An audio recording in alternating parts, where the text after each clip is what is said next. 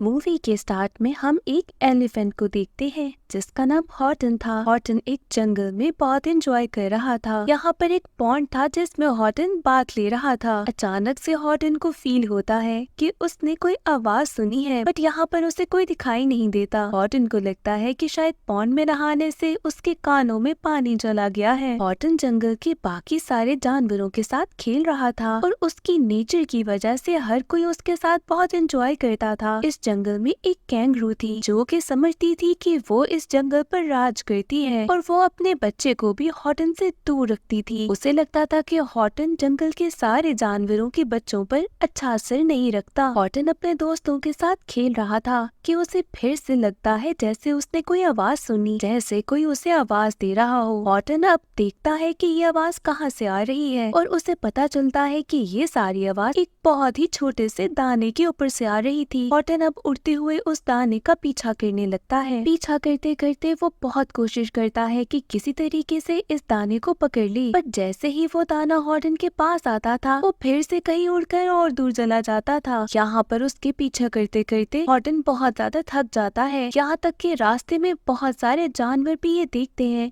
कि हॉटन क्या कर रहा है और ऐसा पीछा करते करते वो उसी पॉन्ड के पास पहुंच जाता है। इससे पहले कि वो दाना हॉटन की पहुंच से दूर होता, वो एक क्लोवर फ्लावर पकड़ता है और उसके ऊपर उस दाने को सेटल कर लेता है। हॉटन इस दाने को बहुत ध्यान से देख रहा था और सोच रहा था कि ये आवाज दोबारा कब आएगी। कि इतनी ही देर में वो कैंगरू यहाँ पहुँच जाती है और हॉटन से पूछती है कि तुम क्या कर रहे हो। हॉटन कैंगरू को बताता है कि उसे इस छोटे से दाने में से आवाज आ रही है। ये बात सुनकर कैंगरू को बहुत गुस्सा आता है क्योंकि उसे पहले ही हॉटन बहुत बुरा लगता था। हॉटन उसे बताता है कि यहाँ पर मुझे ऐसी आवाज आ रही है जैसे मुझसे कोई मदद मांग रहा हो। कैंगरू कहती है कि ऐसा हो नहीं सकता कि कोई इतना छोटा हो कि एक छोटे से दाने पर रहे। हॉटन उसे बताता है कि यहाँ पर एक नहीं बल्कि उसे लगता है कि इस छोटे से दाने पर बहुत सारे लोग रहते हैं। कैंगरू हॉटन की इस बात पे बहुत हंसती है और उसे बताती है कि तुम ऐसी बातें करके जंगल के सारे लोगों को परेशान कर रहे हो और वो बिल्कुल भी नहीं चाहती थी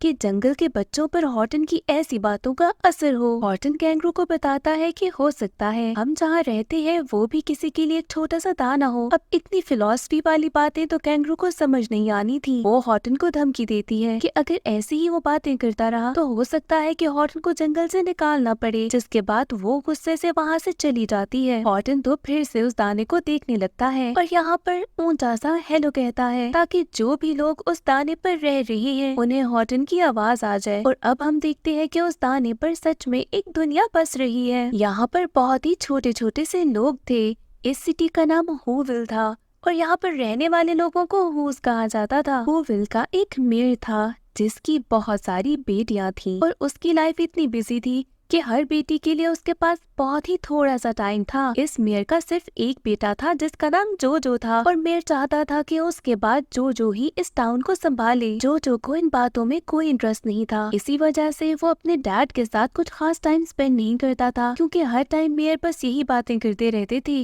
कि उसने फ्यूचर में जाकर मेयर ही बनना है। दूसरी तरफ हम हॉटन को देखते हैं। उसके पास एक माउस आता है जो कि हॉटन का बेस्ट फ्रेंड था। यहाँ पर हॉटन उस माउस को बताता है कि कैसे उसके पास एक छोटा सा दाना है जिस पर पूरी दुनिया बस रही है। ये माउस जब ये सारी बात सुनता है तो वो हॉटन से कहता है कि मैं तुम्हारी हर बात पर यकीन करता हूँ और जो भी हो मैं हमेशा तुम्हारा साथ दूंगा, बट अगर तुम ऐसी ही बातें करते रहे तो जंगल के सारे जानवरों को लगेगा कि तुम पागल हो गए हो। इसके बाद वो हॉटन को कहता है कि अब दोबारा ऐसी बात किसी और के सामने ना करना और हॉटन उससे प्रॉमिस करता है कि ये सारी बातें वो किसी से नहीं करेगा। जिसके बाद वो माउस वहाँ से चला जाता है। थोड़ी देर के बाद हॉटन के पास जंगल के कुछ और जानवर आते हैं। हॉटन बहुत कोशिश करता है कि उनके सामने कुछ न बोले, बट हॉटन से उसकी एक्साइटमेंट रोकी नहीं जाती और वो सबको बता देता है कि कैसे उसके फ्लावर के ऊपर एक छोटा सा दाना है और उसके ऊपर एक पूरी दुनिया। हॉटन यहाँ पर अपनी एक्साइटमेंट में इतना हिल रहा था कि इस सारी बात का इफेक्ट तो हूविल पर भी था। यहाँ पर मेयर नोट करता है कि कैसे आसपास की चीजें अचानक से हिलने लगती हैं और कभी मौसम चेंज हो जाता है और उसको समझ नहीं आता कि ये हो क्या रहा है। परेशान होकर वो प्रेसिडेंट के पास जाता है और बताता है कि कैसे उसे सिटी में कुछ अजीब फील हो रहा है। यहाँ पर हूविल में एक नई सेलिब्रेशन होने वाली थी और प्रेसिडेंट चाहता था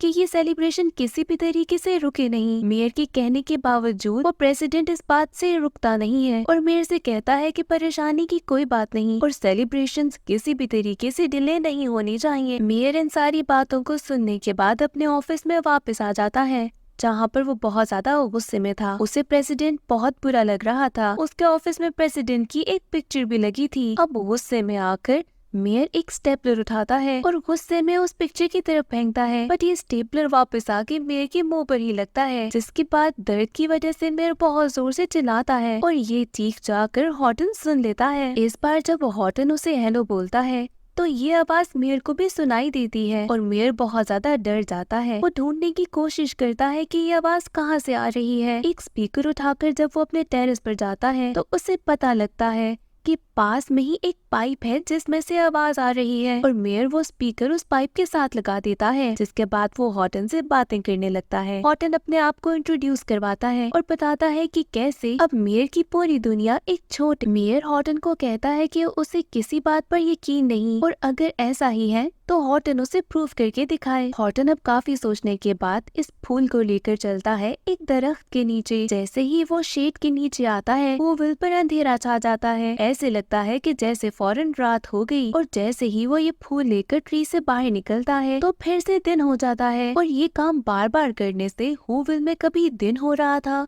और कभी रात। अब इस बात के बाद मेयर को यकीन तो हो गया और उसकी परेशानी और ज्यादा बढ़ गई थी। घबरा के फौरन मेयर अपनी साइंटिस्ट के पास पहुंचता है और उसे पूछता है कि अगर उनका पूरा हूविल एक छोटे से दाने पर टिका हो तो क्या होगा। जिसके बाद वो साइंटिस्ट मेयर को बताती है कि इस तरह तो हमें बहुत सारी डिफरेंट चीजें एक्सपीरियंस करने को मिलेंगी, जैसे कि कभी मौसम फौरन बदल जाएगा या फिर दिन रात अजीब होने लगेंगे। इसके साथ ही साइंटिस्ट ये भी बताती है कि अगर ऐसा ही होता रहा तो एक दिन हूविल तबाह भी हो सकता है। अब ये बात सुनकर तो मेयर की नींद उड़ गई। वो फौरन वापस जाता है और हॉटन से कहता है कि क्या वो उसकी हेल्प कर सकता है, जिसके लिए तो हॉटन फौरन रेडी हो जाता है। मेयर हॉटन से कहता है कि अगर उनकी दुनिया सच में एक छोटे से दाने पर टिकी है तो उसे किसी ऐसी जगह पर जाकर रखना होगा जहाँ पर उनकी दुनिया सेफ रह सके। अब हॉटन अपने आसपास हर जगह देखता है और दूर एक बहुत बड़ा सा माउंटेन दिखाई देता है जिसमें एक केव था और हॉटन समझ जाता है कि यहाँ पर ही हूविल सेफ रहेगा। जिसके बाद वो इनको लेकर निकल पड़ता है। रास्ते में और भी बहुत सारे एनिमल्स आते हैं और उन सब ने भी अपने हाथों में एक एक फूल पकड़ा हुआ था और वो हॉटन से कहते हैं कि जैसे हॉटन के पास फूल के ऊपर एक पूरी दुनिया है, उनके भी फूलों पर एक एक दुनिया खड़ी है। इस तरह से कैंगरू के बेटे ने भी अपने हाथ में एक फ्लावर लिए हुए था, जिसको देखकर कैंगरू को बहुत ज्यादा गुस्सा आता है और अब वो समझ जाती है कि हॉटन का तो कोई बंदोबस्त करना ही होगा। कैंगरू गुस्से में हॉटन के पास जाती है और उसे कहती है कि मैंने तुम्हें मना किया था कि ये सारी बातें बच्चों के सामने नहीं करनी। अब देखो बच्चों के ऊपर कितना बुरा असर पड़ रहा है। जिसके बाद हॉटन उसे समझाता है कि मैं जो भी कह रहा हूँ सच कह रहा हूँ। कैंगरू उसे कहती है कि अपने हाथ में पकड़ा हुआ फूल मुझे दे दो, बट हॉटन उसे मना करता है और साथ ही फौरन वहाँ से भाग जाता है। अब हॉटन को पता था कि उसे जल्द से जल्द इस छोटे से दाने को किसी सेफ जगह पर पहुंचाना ही होगा। हॉटन जब जंगल में आगे पहुंचता है तो उसके सामने एक ब्रिज आता है जो कि लकड़ी का बना था और बिल्कुल भी मजबूत नहीं लग रहा था, बट अगर वो उस माउंटेन तक पहुंचना चाहता था तो उसे ये ब्रिज क्रॉस करना ही था। अब हॉटन उस ब्रिज को क्रॉस करने लगता है और जैसे जैसे वो आगे बढ़ता है हॉटन के वजन की वजह से वो ब्रिज टूटने लगता है। हॉटन जल्दी जल्दी में मुश्किलों से वो ब्रिज क्रॉस कर लेता है, बट इस सब के बीच में क्योंकि वो इतना हिल रहा था, हूविल का तो हाल ही बुरा था। चीजें यहाँ वहाँ गिर रही थी और शहर पूरे तरीके से हिल रहा था। मेयर फौरन से अपने घर जाता है और अपने बेटे जोजो को कहता है कि घर में जितनी भी ऐसी चीजें हैं जो कि नीचे गिर सकती हैं, उनको उतार के सेव करके रख ले। यहाँ पर ये सारी हरकतें देखकर मेयर की मिसेस को बहुत ज्यादा डर लगता है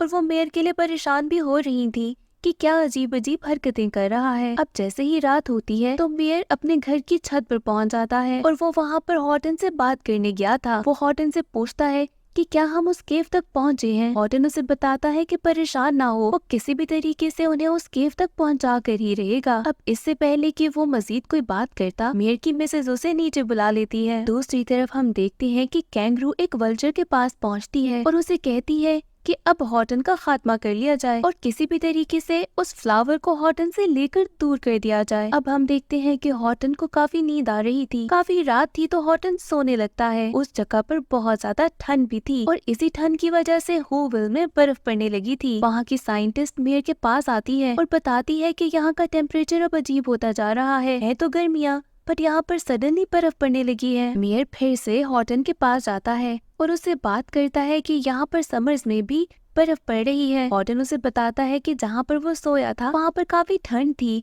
जिसके बाद वो फूल के ऊपर थोड़ी सी हवा फेंकता है और उसकी मुंह की निकली हुई गर्म हवा से वहाँ की सारी बर्फ पिघल जाती है। लोग तो यहाँ पर परेशान हो ही रहे थे, बट मेयर रिलैक्स हो जाता है कि हॉटन हर चीज को ठीक कर लेगा। हॉटन मेयर से बातें कर रहा था कि उसे जंगल में से आवाज आती है। पहले तो हॉटन काफी डरता है, बट पता चलता है कि ये उसका बेस्ट फ्रेंड माउस है। माउस बहुत ज्यादा डरा हुआ था।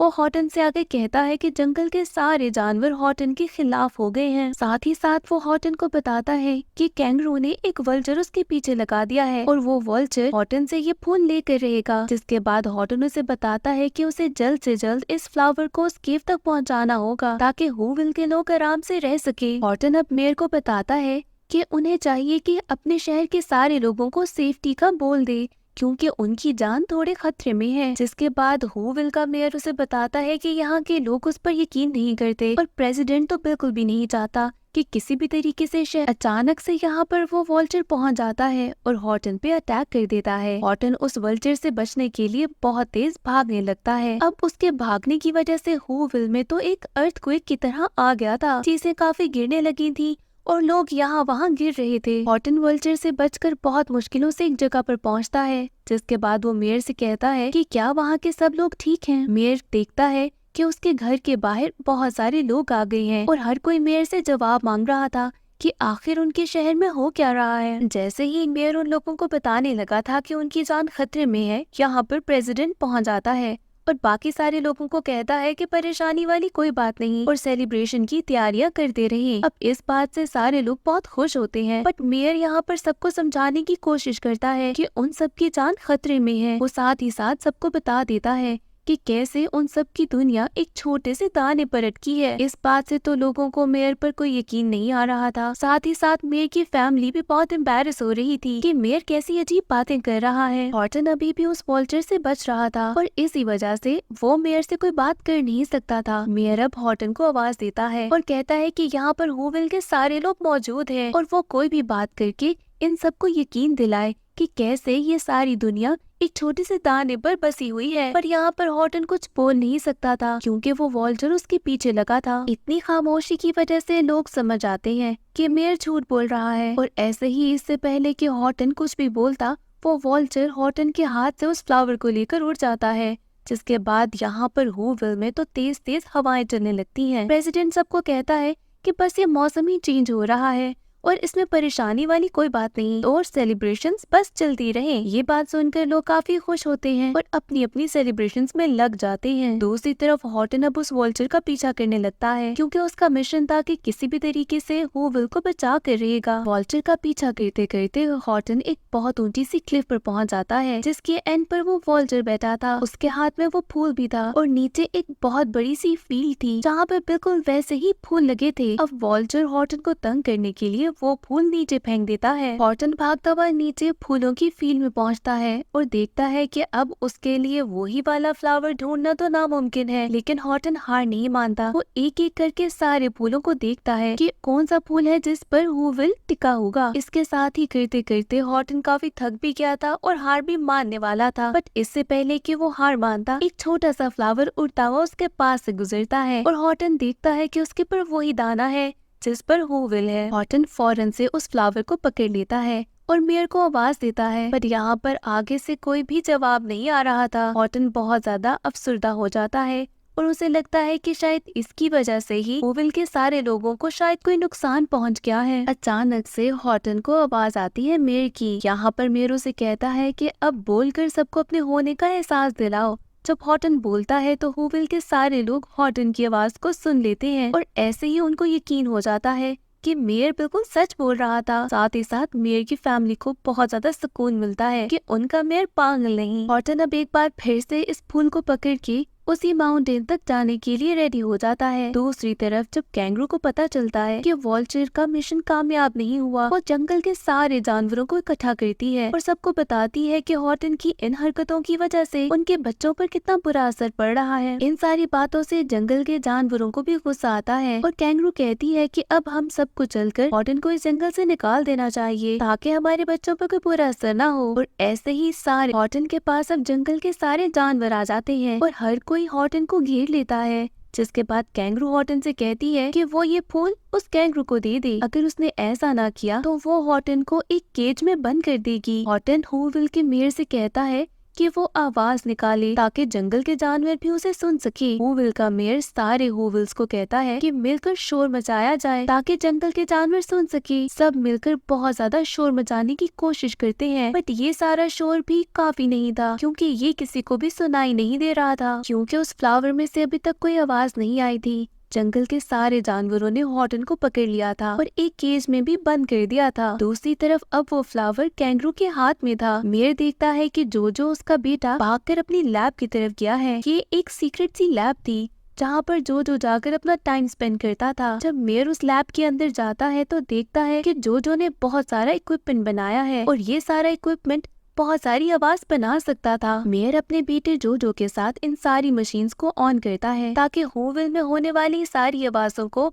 एम्पलीफाई किया जा सके और ये आवाज बाहर हॉटन और बाकी जानवरों तक पहुंच सके। जंगल के जानवरों के सामने एक एग्जाम्पल सेट करने के लिए कैंगरू एक गर्म पॉट मंगवाती है जिसमें पानी बॉईल हो रहा था और उसका प्लान था कि ये फ्लावर उसमें गिरा देगी। अब इससे पहले कि वो फ्लावर इसमें गिराती, हूविल की आवाज अब बाहर आने लगी थी और इससे पहले कि वो फ्लावर पानी तक पहुंचता, कैंगरू का बेटा उस फ्लावर को बचा लेता है और वो सबको कहता है कि मुझे इसमें से आवाज आ रही है और ऐसे ही सबको उसमें से आवाज आने लगी थी। जंगल के सारे जानवर ये आवाज सुनकर बहुत ही ज्यादा परेशान हुए थे और हैरान भी। जिसके बाद कैंगरू का बेटा वो फ्लावर लेकर हॉटन के पास जाता है। उसे केज से खोलने के बाद ये फ्लावर हॉटन को दे देता है। हॉटन अब हूविल के मेयर को आवाज देता है और कहता है कि उसका मिशन कामयाब। हूविल के सारे लोग अब सेलिब्रेट करने लगते हैं, जिसके बाद हॉटन उनको यकीन दिलाता है कि अब तो वो सब सेफ ही हैं। दूसरी तरफ जंगल के सारे जानवर सेलिब्रेट कर रहे थे कि हॉटन बिल्कुल ठीक कह रहा था और इस सब के बाद कैंगरू बहुत ज्यादा उदास हो जाती है और उसे यकीन था कि इसके बाद तो कैंगरू को कोई पसंद नहीं करेगा। वो वहाँ से जाने लगी थी, बट हॉटन उसे रोक लेता है और कहता है कि हमें मिलकर इस फ्लावर को एक सेफ जगह पर रखना है। इसी तरह से एंड पर आकर सारे जानवर मिलकर उस हूविल के छोटे से दाने को उसी केव में जाकर रख देते हैं और इसी तरह से हैप्पीली मूवी एंड हो जाती है।